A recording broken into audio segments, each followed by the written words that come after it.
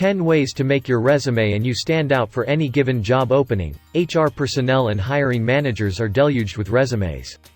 Since they don't have the time or resources to interview everyone, they are always looking for ways to weed out candidates as quickly as possible.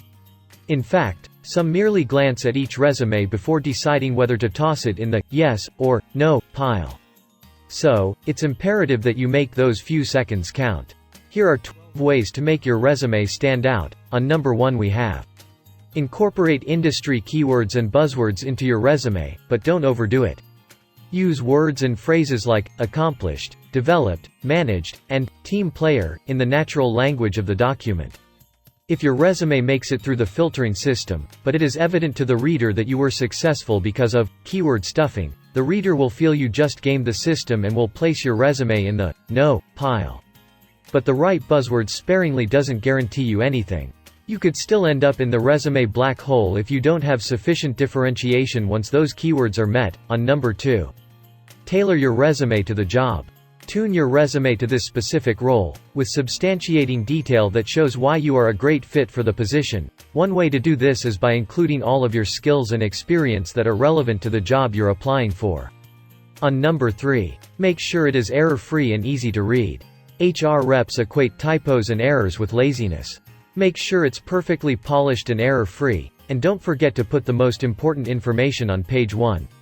On number 4. Use a header. Include a clear, hard-hitting statement at the very top of the resume that effectively defines who you are, keeping the specific position in mind. Do not use an objective. Think of it like a billboard.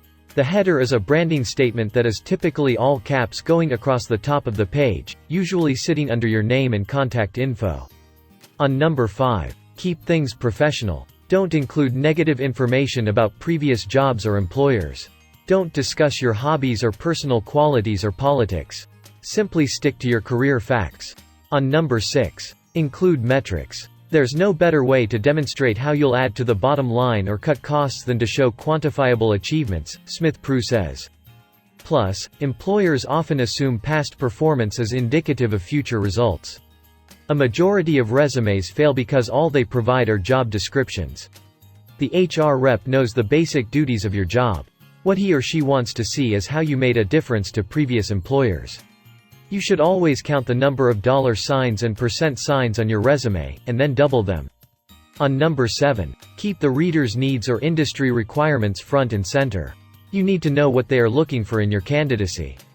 Instead of developing your resume and then conducting a job search, it is wise to research the requirements of several opportunities to get a sense for how you should be presented in terms of branding, focus, and keywords.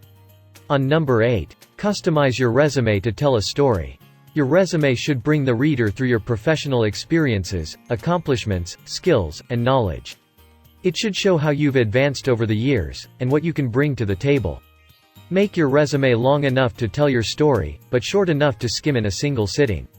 The key is readability and relevance to the job you're targeting. On number 9. Don't overuse fancy fonts and colors.